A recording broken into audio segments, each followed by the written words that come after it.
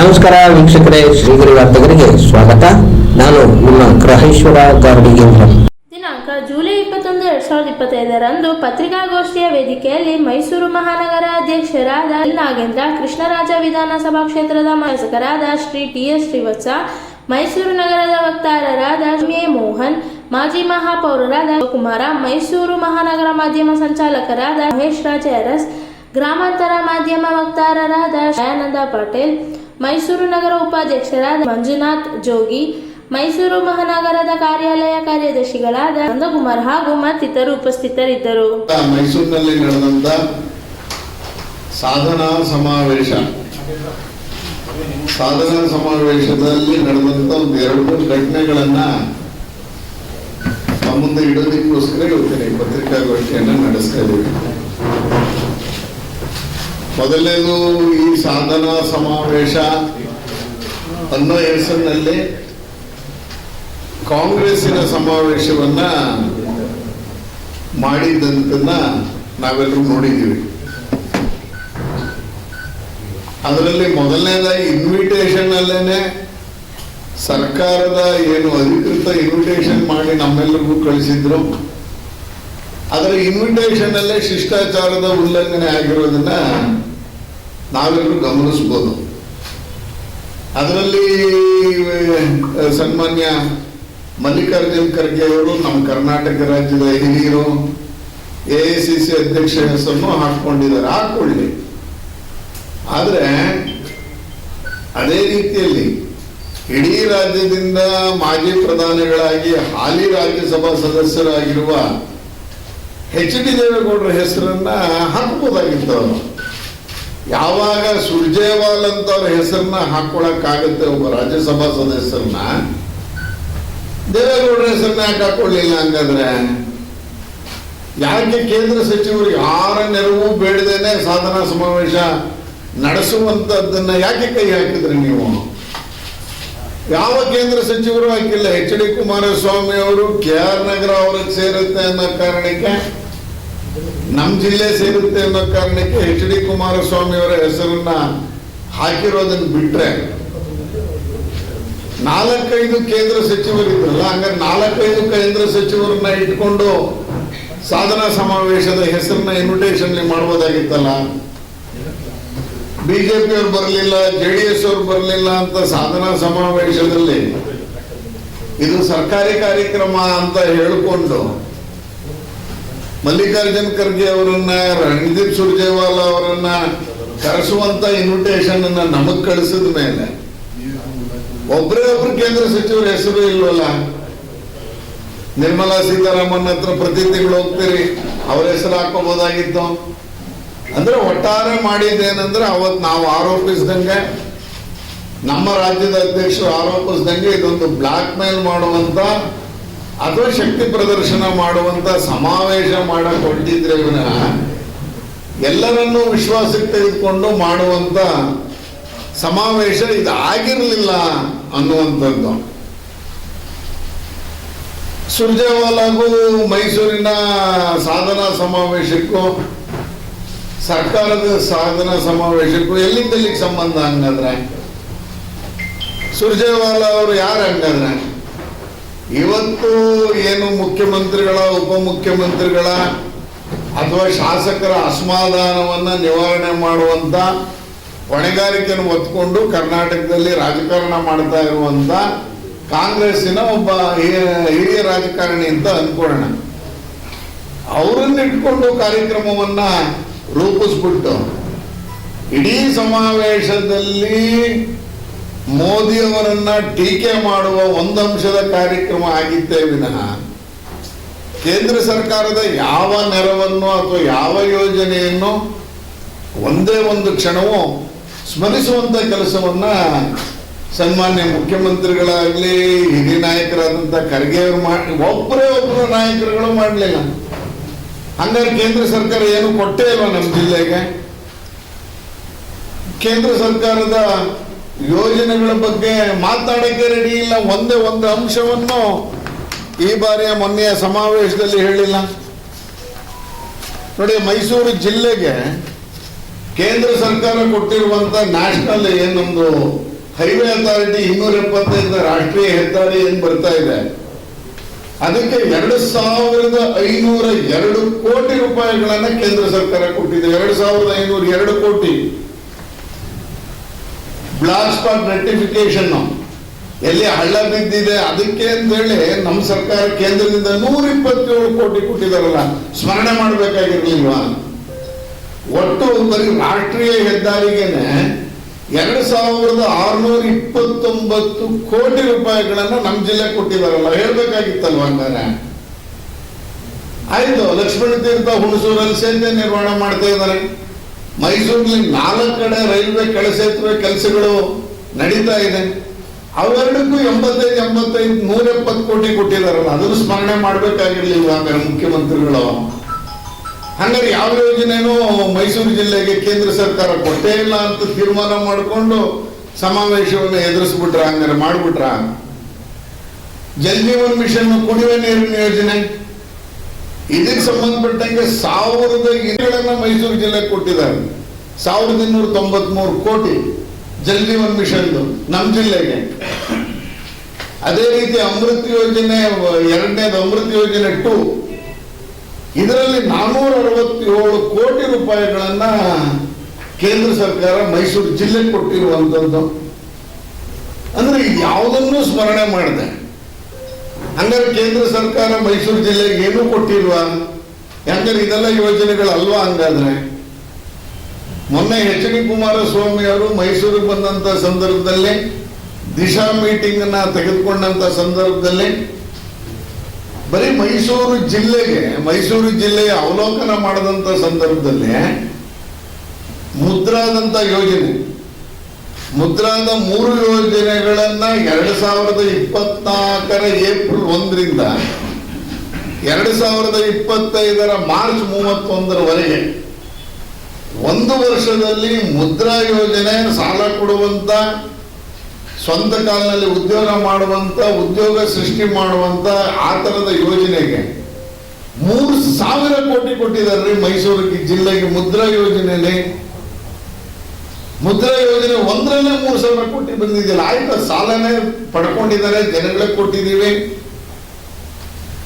ವಿಶ್ವಕರ್ಮ ಯೋಜನೆಯಲ್ಲಿ ಮೈಸೂರು ಜಿಲ್ಲೆಯಲ್ಲಿ 6000 ಜನಕ್ಕೆ ಟ್ರೈನಿಂಗ್ ಕೊಟ್ಟು 6000 ಜನಕ್ಕೆ ಅದಕ್ಕೆ ಬೇಕಾದಂತ 1 ವಾರದ ಹಣವನ್ನ ಅವರಿಗೆ ಪ್ರತಿನಿತ್ಯ 500 ರೂಪಾಯಿ ತರ ಕೊಟ್ಟು ಬ್ಯಾಂಕಲ್ಲಿ ಸಾಲ ಪ್ರೋಸೆಸ್ ಆಗಿರುವಂತದ್ದು 6000 ಅರ್ಜಿ 1 ವರ್ಷದಲ್ಲಿ ವಿಶ್ವಕರ್ಮ ಯೋಜನೆ.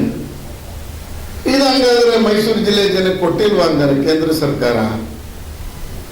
ಬರೀ ಮುದ್ರಾದ 3 ಯೋಜನೆ, ಕಿಶೋರ್ ತರುಣ್ ಅಂತ ಏನ್ ಮಾಡಿದ್ದಾರೆ, 50,000ದಿಂದ ಹಿಡಿದು 10 ಲಕ್ಷದ ಯೋಜನೆಯ ಆ ಕಾರ್ಯಕ್ರಮದಲ್ಲಿ ಒಂದು ಜಿಲ್ಲೆಗೆ 3000 ಕೋಟಿ ಕೊಟ್ಟಿದ್ದಾರೆ ಅಂತ ಆದ್ಮೇಲೆ, ನಾನು ಅವತ್ತಿನ ಮೀಟಿಂಗ್ ಅಲ್ಲಿ ಬ್ಯಾಂಕ್ ಮ್ಯಾನೇಜರ್ಗಳಿಗೆ ನಮ್ಮ 11 ವಿಧಾನಸಭಾ ಕ್ಷೇತ್ರದ್ದು ಎಷ್ಟು ಜನ ಬೆನಿಫಿಷಿಯರಿ ಇದ್ದಾರೆ ಅಂತ ಕೇಳಿದೆ.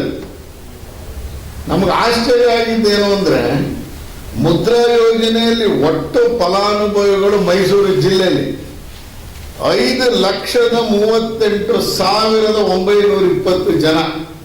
5,38,920 ಜನ 3000 ಕೋಟಿಯ ಯೋಜನೆಯ ಫಲಾನುಭವಿಗಳಾಗಿದ್ದಾರೆ ಮೈಸೂರು ಜಿಲ್ಲೆಯಲ್ಲಿ. 2021ರಿಂದ ಈ 25ರವರೆಗೆ 4 ವರ್ಷದ ಎಷ್ಟಪ್ಪ ಇದು ಅಂತ ಕೇಳಿದ್ರೆ, ಬರೀ ಮುದ್ರಾ ಯೋಜನೆಯಲ್ಲಿ ಮೈಸೂರು ಜಿಲ್ಲೆ ಕೊಟ್ಟಿರುವಂತ ಹಣ 10,000 ಕೋಟಿ. 10,000 ಕೋಟಿ ಬಂಧುಗಳೇ. ಅಂದ್ರೆ 3,000 ಸಾಲವನ್ನ ಕೊಟ್ಟಿರುವಂತ ಮುದ್ರಾ ಯೋಜನೆ ಬಗ್ಗೆ ಒಂದೇ ಒಂದು ಉಲ್ಲೇಖವನ್ನ ಮುಖ್ಯಮಂತ್ರಿಗಳು ಮಾಡೋದಿಲ್ಲ. ವೇದಿಕೆ ಇದ್ದಂತ ಕಾಂಗ್ರೆಸ್ಸಿನ ಯಾವುದೇ ಸಚಿವರು ಮಾಡಲ್ಲ. ಎಷ್ಟು ಹಣಕಾಸಿನ ನೆರವನ್ನ, ನಾನು ಇದರಲ್ಲಿ ಏರ್ಪೋರ್ಟ್ ಮಾತಾಡ್ತಿಲ್ಲ, ರೈಲ್ವೇದ ಹಳಿಗಳದ್ದು ಮಾತಾಡ್ತಿಲ್ಲ, ಅನೇಕ ಯೋಜನೆಗಳು, ಏನು ಗ್ರಾಮ ಸಡಕ್ ಯೋಜನೆ ನಾನು ಮಾತಾಡ್ತಿಲ್ಲ.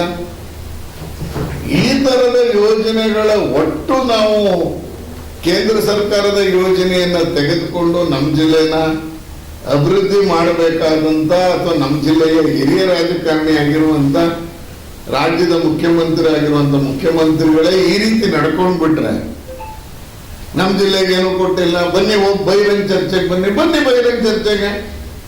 ಹಾಗಾದ್ರೆ ಮೊನ್ನೆ ನಿಮ್ಮ ಅಧಿಕಾರಿಗಳೇ ಮುದ್ರಾ ಮಾಡಿಕೊಟ್ಟಿರುವಂತ ಪುಸ್ತಕ ಇದೆಯಲ್ಲ, ದಿಶಾದ ಬುಕ್, ಒಂದು ನಿಮಿಷ ಇದೆ, ದಿಶಾದ ಪುಸ್ತಕವನ್ನ ಮುಂದಿರುವಂತ ಅಂಕಿಅಂಶಗಳು ಕೊಟ್ಟಿರೋದೆಲ್ಲ ಸುಳ್ಳ? ಹಂಗಾದ್ರೆ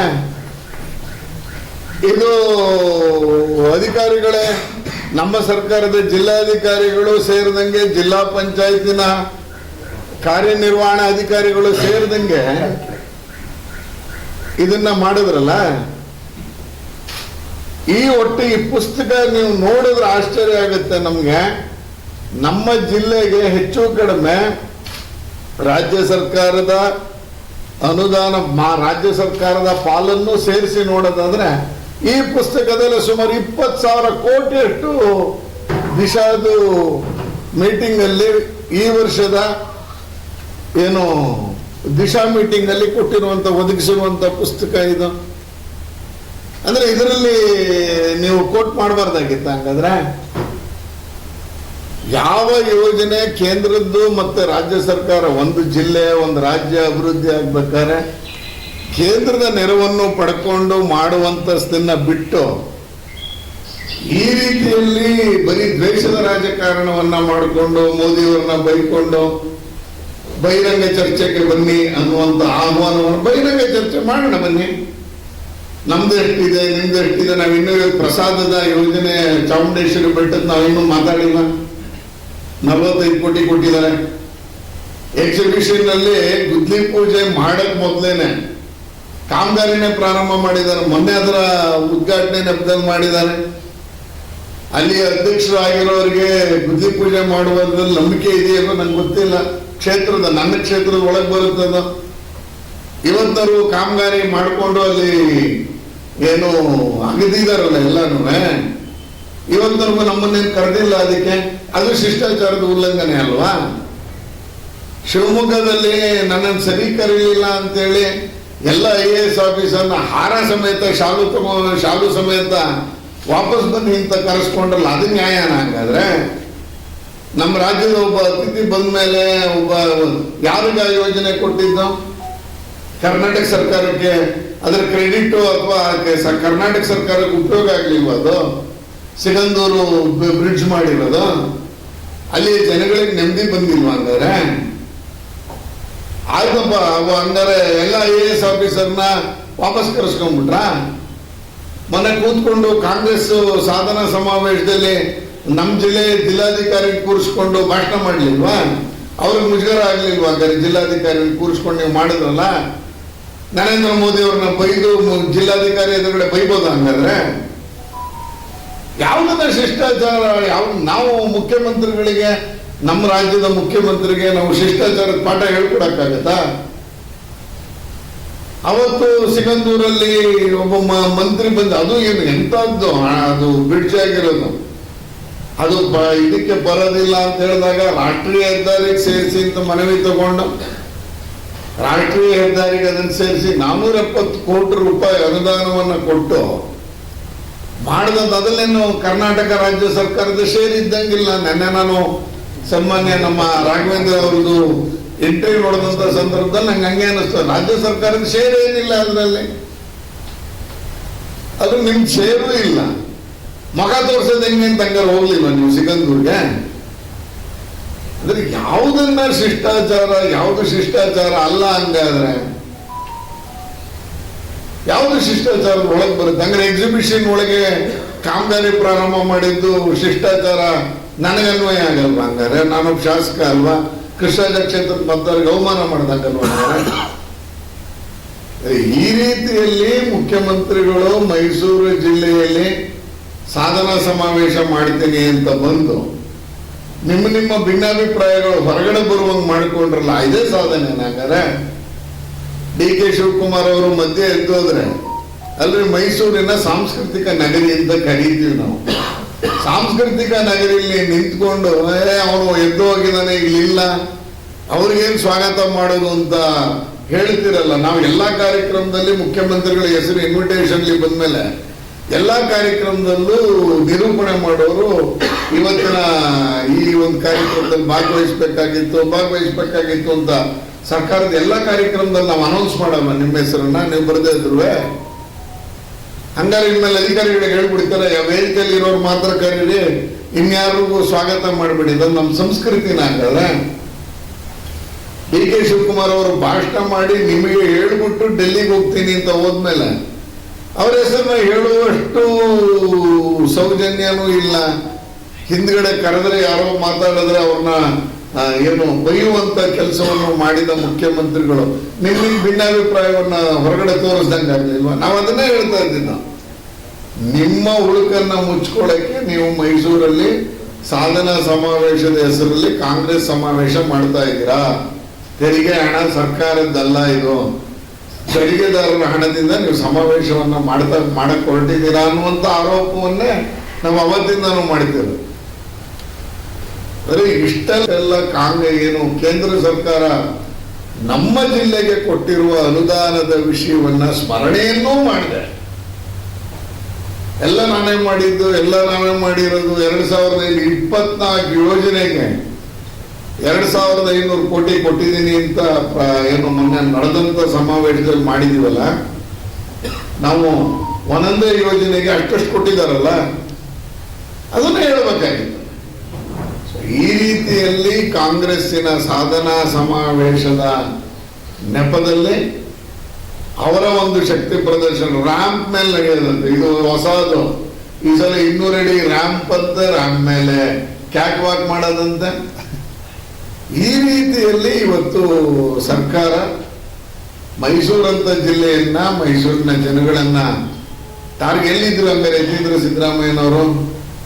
ಎಲ್ಲೋಗಿದ್ರು ಮೊನ್ನೆ?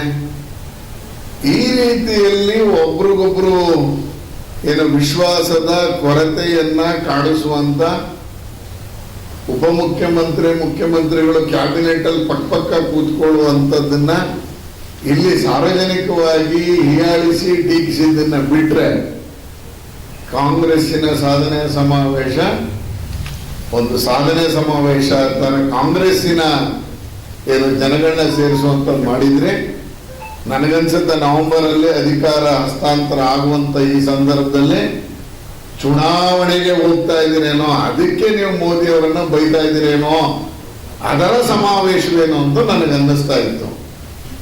ಚುನಾವಣೆ ಸಂದರ್ಭದಲ್ಲಿ ಯಾವ ರೀತಿಯಲ್ಲಿ ಟೀಕೆ ಟಿಪ್ಪಣಿಗಳನ್ನ ಮಾಡ್ತೀವೋ ಆ ರೀತಿಯಲ್ಲಿ ಚುನಾವಣೆಗೆ ಸಜ್ಜಾಗಿರುವಂತೆ ಅನ್ನಿಸ್ತಾ ಇದ್ದಂತ ಸಮಾವೇಶದಲ್ಲಿ ಒಂದೇ ಒಂದು ಶಿಷ್ಟಾಚಾರದ ಪಾಲನೆ ಆಗಿಲ್ಲ. ಆ ಶಿಷ್ಟಾಚಾರದಲ್ಲಿ ನಮ್ಮ ಕೇಂದ್ರದ ಸಚಿವರನ್ನ ಆದಿಯಾಗಿ ಯಾರನ್ನೂ ನೀವು ಸ್ಮರಣೆ ಮಾಡುವಂತ, ಯಾರನ್ನೋ ಅದನ್ನು ಗೌರವಿಸುವಂತ ವೇದಿಕೆಯಲ್ಲಿ ಕರೆದು ಮಾಡಿದ್ದಿದ್ರೆ ಅದಕ್ಕೊಂದು ಅರ್ಥ ಬರ್ತಾ ಇತ್ತು. ಸಾಧನೆ ಸಮಾವೇಶದಲ್ಲಿ ನಮ್ಮ ಮಂತ್ರಿಗಳಿಗೆ, ನಮ್ಮ ಮುಖ್ಯಮಂತ್ರಿಗಳಿಗೆ ನಾವೇ ಗಿಫ್ಟ್ ಕೊಟ್ಕೊಳ್ಳೋದು, ನಾವೇ ಮೊಮೆಂಟಗಳನ್ನ ಕೊಟ್ಕೊಳ್ಳೋದು ಸರ್ಕಾರನೇ ನಡೆಸ್ತಾ ಇರೋದು ಇದು ಕಾರ್ಯಕ್ರಮ. ಅದಕ್ಕೆ ಉಪಮುಖ್ಯಮಂತ್ರಿ ಗಿಫ್ಟ್, ಮುಖ್ಯಮಂತ್ರಿಗಳಿಗೆ ಗಿಫ್ಟ್ ಕೊಡುವಂಥದ್ದು, ತೆಗೆದುಕೊಳ್ಳುವಂಥದ್ದು, ಈ ರೀತಿಯಲ್ಲಿ ಸರ್ಕಾರ ತೆರಿಗೆದಾರರ ಹಣವನ್ನ ಪೋಲು ಮಾಡಿದೆ ಅಂತ ಹೇಳ್ತಾ ಬರುವಂತ ಅಧಿವೇಶನದಲ್ಲಿ ಇದ್ರ ಬಗ್ಗೆ ಅರ್ಧ ದಿವಸ ಚರ್ಚೆ ಆದ್ರೂ ಮಾಡಬೇಕು. ಸನ್ಮಾನ್ಯ ವಿರೋಧ ಪಕ್ಷದ ನಾಯಕರು ಅದ್ರ ಬಗ್ಗೆ ಮುಂದುವರಿತಾರೆ. ಸಾಧನೆ ಸಮಾವೇಶ ಖರ್ಚಾಗಿದ್ದು ಯಾವ್ದಕ್ಕೆ ಎಷ್ಟು ಕೊಟ್ಟಿದ್ದೀವಿ, ಎಲ್ಲಿಂದ ಇದಕ್ಕೆ ಹಣ ತಂದ್ರಿ, ಏನ್ ಮಾಡಿದ್ರೆ, ಒಟ್ಟಾರೆ ಸಾಧನೆ ಸಮಾವೇಶದ ಈ ನೆಪದಲ್ಲಿ ಕಾಂಗ್ರೆಸ್ ಸಮಾವೇಶವನ್ನ ಮಾಡಿತು. ಮಲ್ಲಿಕಾರ್ಜುನ್ ಖರ್ಗೆ ಅವರು ಸನ್ಮಾನ್ಯ ಸಿದ್ದರಾಮಯ್ಯನವ್ರನ್ನ ಹೊಗಳ್ಬಿಟ್ಟು ಹೋದ್ರು. ಅವರೆಲ್ಲ ಹೊಗಳಿದ್ ನೋಡಿದ್ರೆ ಹೆಂಗ ಅನ್ನಿಸ್ತಾ ಇತ್ತು ಅಂದ್ರೆ, ಮುಂದಕ್ಕೆ ಖರ್ಗೆ ಅವರು ಕರ್ನಾಟಕದ ರಾಜಕೀಯದಲ್ಲಿ ಹೆಚ್ಚು ಆಸಕ್ತಿಯನ್ನ ತೋರಿಸ್ತಾ ಇದ್ದಾರೇನೋ. ನವೆಂಬರ್ ಅಲ್ಲಿ ಅವ್ರಿಗೂ ಎಲ್ಲೋ ಒಂದ್ ಕಡೆ ಈ ರಾಜ್ಯದ ಮುಖ್ಯಮಂತ್ರಿಯಾಗಿ ಒಂದೆಷ್ಟು ತಿಂಗಳುಗಳ ಕಾಲನೋ ವರ್ಷಗಳ ಕಾಲನೋ ಆಡಳಿತ ಮಾಡಬೇಕು ಅಂತ ಅನ್ನಿಸ್ತಾ ಇತ್ತೇನೋ ಅನ್ನೋಷ್ಟು ಮಟ್ಟಿಗೆ ಅವತ್ತು ಖರ್ಗೆ ಅವರು ಇಡೀ ಮುಖ್ಯಮಂತ್ರಿಗಳನ್ನ ಮೈಸೂರು ಜಿಲ್ಲೆಯಲ್ಲಿ ಹೊಗಳಬಿಟ್ಟು ಹೋಗಿದ್ದನ್ನ ಈ ಸಂದರ್ಭದಲ್ಲಿ ನಾನು ಕಣ್ಸೋದಿಕ್ಕೆ ಬಯಸ್ತೀನಿ. ಹಾಗಾಗಿ ಈ ತರದ ಸಾಧನೆ ಸಮಾವೇಶದ ದುಂದು ವೆಚ್ಚಗಳಿಗೆ ಕಡಿವಾಣ ಹಾಕ್ಬೋದಾಗಿತ್ತು, ಹಾಕಬೇಕು ಮುಂದಕ್ಕಾದ್ರೂ ಅನ್ನುವಂಥ ಆಗ್ರಹವನ್ನ ಈ ಸಂದರ್ಭದಲ್ಲಿ ಮಾಡ್ತಾ ಇದೆ. ಇಲಾಖೆಯ ಬೇರೆ ಬೇರೆ ಕಾರ್ಯಕ್ರಮದ ದೃಷ್ಟಿಯಿಂದ ಹೆಚ್ಚು ಕಡಿಮೆ 20,000 ಕೋಟಿಯಷ್ಟು ಕಾರ್ಯಕ್ರಮಗಳು ಪ್ರಕಟ ಆಗಿದೆ. ಮೈಸೂರು ಡಿಸ್ಟಿಕ್ಗೆ, ಮೈಸೂರು ಜಿಲ್ಲೆಗೆ. ಈಗ ಮೊನ್ನೆ ಅವರು 2,668 ಕೋಟಿ ಅದರಲ್ಲಿ ಅವರು ಅನೌನ್ಸ್ ಮಾಡಿದ್ರಲ್ಲಿ ಇನ್ ಡೀಟೇಲ್ ಸಿಕ್ಕಿಲ್ಲ. ಅದರಲ್ಲಿ ಬರೀ ಎಕ್ಸಿಬಿಷನ್ ಒಂದು ತೋರಿಸಿದ್ದಾರೆ. ಇನ್ನು ಮಿಕ್ಕಿದ ಡೀಟೇಲ್ಸ್ ಕೇಳಿದ್ದೀನಿ, ಯಾವ್ಯಾವ್ದ್ರಲ್ಲಿ ಯೋಜನೆಯಲ್ಲಿ ಕೇಂದ್ರದ ಎಷ್ಟು, ರಾಜ್ಯ ಸರ್ಕಾರದ ಎಷ್ಟು, ಯಾವ ರೋಡಲ್ಲಿ ಎಷ್ಟು, ವೈಟ್ ಟ್ಯಾಪಿಂಗ್ ಅಲ್ಲಿ ನಾವೇನಾದ್ರು ಕೊಟ್ಟಿದೀವ ಅನ್ನೋದು ಡೀಟೇಲ್ಸ್ ಜಿಲ್ಲಾಧಿಕಾರಿ ಅವ್ರನ್ನ ಕೇಳಿದ್ದೀನಿ. ಅದನ್ನ ನೋಡ್ಬಿಟ್ಟ ಮೇಲೆ ಕಾಮೆಂಟ್ ಮಾಡಿದ್ದೇನೆ. ಬಿಜೆಪಿ ನಾಯಕರುಗಳಿಗೆ ಡಿ.ಕೆ. ಶಿವಕುಮಾರ್ ಪ್ರೀತಿ ಸ್ವಲ್ಪ ಜಾಸ್ತಿ ಆದಂಗೆ ಕಾಣಿಸ್ತಾ ಇದೆ ಅಲ್ವಾ? ಪಾಪ ಡಿ.ಕೆ. ಶಿವಕುಮಾರ್ ಅನ್ನೋ ಮಾತುಗಳನ್ನ ಆಡ್ತಾ ಇದ್ರಿ. ಅಲ್ಲ, ಪಾಪ ತಾನೇ ಅದು. ವೇದಿಕೆ ಮೇಲಿದ್ದು ಅವರು ಸರ್ಕಾರನ ಹೊಗಳಿ, ಕೇಂದ್ರ ನಮ್ಮ ಕರ್ನಾಟಕ ಸರ್ಕಾರದ ಸಾಧನೆಯನ್ನ ಹೊಗಳ್ಬಿಟ್ಟು ಭಾಷಣ ಮಾಡ್ಬಿಟ್ಟು ಎದ್ದೋದ್ಮೇಲೆ ಅವ್ರಿಗೆ ಮುಖ್ಯಮಂತ್ರಿಗಳು ಸ್ವಾಗತನೂ ಮಾಡಲ್ಲ ಅಂದ್ರೆ ಅದು ಪಾಪ ಅಲ್ವಾ? ನಾನು ಅದನ್ನ ಹೇಳಿದೆ, ಸಾಂಸ್ಕೃತಿಕ ನಗರಿ ಒಳಗೆ ನಾವು ಅಸಂಸ್ಕೃತಿನ ಬಿಂಬಿಸ್ದಂಗೆ ಆಗೋಯ್ತಲ್ಲ ಅಂತ ಹೇಳ್ಬೋದಾಗಿತ್ತಲ್ಲ. ಹೇಳಕ್ಕೇನಾಗಿತ್ತು? ಡಿ.ಕೆ. ಶಿವಕುಮಾರ್ನ ಆ ಅರ್ಥದಲ್ಲಿ ಪಾಪ ಅಂತ ಹೇಳಿದ್ರು. ಅವ್ರು ಹೇಳ್ಬಿಟ್ಟು ಹೋದ್ರು, ಅವ್ರನ್ನ ಒಳ್ಳೆ ರೀತಿಯಲ್ಲಿ ಗೌರವಿಸ್ಲಿಲ್ಲ. ಅಲ್ಲಿಗೆ ಬಹಿರಂಗ ಚರ್ಚೆಯ ಸವಾಲನ್ನು ಒಪ್ಪಂದ ಇದೆ. ಖಂಡಿತ ಮಾಡುವುದು. ಎಷ್ಟು ಯೋಜನೆಗಳು ನಾನು ಹೇಳಿದ್ರದ್ದು ಪುಸ್ತಕ ಬಿಡುಗಡೆ ಮಾಡ್ತಾ ಇದ್ದೆ. ನಾನ್ ಮಾಡಿದ್ದಲ್ಲ, ಅಧಿಕಾರಿಗಳು ಮಾಡಿರುವಂತ ಪುಸ್ತಕ ಇದು. ದಿಶಾ ಮೀಟಿಂಗ್ ಅಲ್ಲಿ ಎಚ್.ಡಿ. ಕುಮಾರಸ್ವಾಮಿ ಎದುರುಗಡೆ ಒಪ್ಕೊಂಡಿರುವಂತದ್ದು. ಈ ಪುಸ್ತಕದಲ್ಲಿ ಕೆಲವು 98% ಪ್ರಗತಿ ತೋರಿಸಿದ್ದಾರೆ. ಕೆಲವು ಈ ವರ್ಷ ಪ್ರಾರಂಭ ಆಗಿ 3.5-4% ಪ್ರಗತಿಯ ಇದರಲ್ಲಿ ಚಿತ್ರಣನೂ ಇದೆ. ಈ ವರ್ಷ ಪ್ರಾರಂಭ ಆಗಿ ಚಿತ್ರಣ ಇದರಲ್ಲಿ ಇದೆಯಲ್ಲ. 2021ರಿಂದ 25 10,000 ಕೋಟಿ ಕೊಟ್ಟಿದ್ದಾರಲ್ಲ. ಒಂದು ನಿಮಿಷ ಸರ್, ಒಂದು ನಿಮಿಷ. ಇದರಲ್ಲಿ ಒಂದು ಮುದ್ರಾ ಯೋಜನೆದು, ಬರೀ ಒಂದು ಮುದ್ರಾ ಯೋಜನೆದು ಹೇಳ್ತೀನಿ ಸರ್. 21ನೇ ಇಸ್ವಿಲಿ 2,71,932 ಜನ 1,605 ಕೋಟಿ ರೂಪಾಯಿ ಮುದ್ರಾ ಯೋಜನೆಯಲ್ಲಿ ಕೊಟ್ಟಿದ್ದಾರೆ. 22ರಲ್ಲೇ 2,319 ಕೋಟಿ ಕೊಟ್ಟಿದ್ದಾರೆ 3,79,000 ಜನಕ್ಕೆ. 23-24ರಲ್ಲಿ 3,07,141 ಜನಕ್ಕೆ 2,275 ಕೋಟಿ ಸಾಲವನ್ನು ಕೊಟ್ಟಿದ್ದಾರೆ. ಕಳೆದ 24-25ರಲ್ಲಿ 5,38,920 ಜನ 3,029 ಕೋಟಿ 17 ಲಕ್ಷ. ಇದು ಮುದ್ರಾ ಯೋಜನೆಯಲ್ಲಿ ಪ್ರಿಂಟ್ ಮಾಡಿ ಕೊಟ್ಟಿರೋದಲ್ಲ. ಇದು 1 ಲಕ್ಷ ಜನ ಕೊಟ್ಟಿದಾರಲ್ಲ. ನಾವು 500 ಕೋಟಿ ಜನ ಬಸ್ಸಲ್ಲಿ ಓಡಾಡಿದ್ರು ಅಂತ ಟಿಕೆಟ್ ಹರಿದ್ರಲ್ಲ. ಇನ್ನು ನಮ್ಮ ಜಿಲ್ಲೆಯಲ್ಲೇ ಇಷ್ಟೊಂದು ಜನ ಇದಾರಲ್ಲ. ಆ ಹಿನ್ನೆಲೆಯಲ್ಲಿ ಒಂದು ಜಿಲ್ಲೆಗೆ ಒಂದು ಸರ್ಕಾರ ಇಷ್ಟು ಕೊಟ್ಟ ಮೇಲೆ ಅದನ್ನು ಹೇಳಲಿಲ್ಲ ಅನ್ನೋದು. ನಮಗೆ ಅನ್ಯಾಯ ಮಾಡೋದು ಒಂದು ಭಾಗ ಬಿಡಿ, ಕೃಷ್ಣರಾಜ ಕ್ಷೇತ್ರಕ್ಕೆ ಅವತ್ತೇ ಹೇಳ್ಬಿಟ್ಟಿದ್ದೀನಿ, ಅದೊಂದು ಭಾಗ. ಕೊಟ್ಟಿರೋದನ್ನ ಹೇಳ್ಬೇಕಲ್ಲ. ಸಾಲ ತಗೊಂಡಿರೋರು ಈಗ ಅದಕ್ಕೇನೆ ಪ್ರತಿಯೊಂದು ವಿಧಾನಸಭಾ ಕ್ಷೇತ್ರವಾರು ಫಲಾನುಭವಿಗಳ ಪಟ್ಟಿ ಕೊಡಿ. ಇದಕ್ಕೆ ಕೆಲವು ಯೋಜನೆಗಳಿಗೆ ಸಾಲ ತಗೊಂಡಿರೋನ್ನ ಮುದ್ರಾ ಯೋಜನೆ ಕನ್ವರ್ಟ್ ಮಾಡಿರ್ಬೋದು. ಆದರೆ ಒಟ್ಟಾರೆ ನಮ್ಮ ಜಿಲ್ಲೆಗೆ ಇಷ್ಟು ಜನಕ್ಕೆ ಲಾಭ ಆಗಿದೆಯಲ್ಲ. ನಾವು ಇವ್ರನ್ನ ಮುಖ್ಯಮಂತ್ರಿಗಳನ್ನ ಕೇಳಿದ್ರೆ ಬಸ್ಸಲ್ಲಿ ಓಡಾಡಿದ್ರು, ಬಸ್ಸಲ್ಲಿ ಇಷ್ಟು ಜನಕ್ಕೆ ಕೊಟ್ಟಿದ್ದೀವಿ ಅಂತ ಉತ್ತರವನ್ನ ಹೇಳ್ತಾ ಇದ್ದಾರೆ. ಅದ್ರ ಬಗ್ಗೆ ಬುಕ್ಕಲ್ಲಿ ಇರೋದನ್ನ ಹೇಳಿ. ಮತ್ತೆ ಮುಂದಿನ ವಾರ್ತೆಗರಿಯಲ್ಲಿ ಭೇಟಿಯಾಗೋಣ. ಶ್ರೀಗರಿ, ನಿಮ್ಮ ಮನದಾಳದ ಗರಿ. ನಮಸ್ಕಾರ. ಶ್ರೀಗರಿ, ನಿಮ್ಮ ಮನದಾಳದ ಗರಿ. ಶ್ರೀಗರಿ, ನಿಮ್ಮ ಭಾವನೆಗಳ ಗರಿ. ಶ್ರೀಗರಿ, ನಾಡಿನ ಹೆಮ್ಮೆಯ ಗರಿ. ಮನೆ ಮನಗಳ ಗರಿದು ಶ್ರೀಗರಿ, ತನು ಮನ ಧನಗಳ ಗರಿದು ಶ್ರೀಗರಿ, ವಿಶ್ವದ ದೇಶದ ನಾಡಿನ ಗರಿದು ಶ್ರೀಗರಿ. ಶ್ರೀಗರಿ ಶ್ರೀಗರಿ ಶ್ರೀಗರಿ ಶ್ರೀಗರಿ ಶ್ರೀಗರಿ, ನಿಮ್ಮ ಮನದಾಳದ ಗರಿ.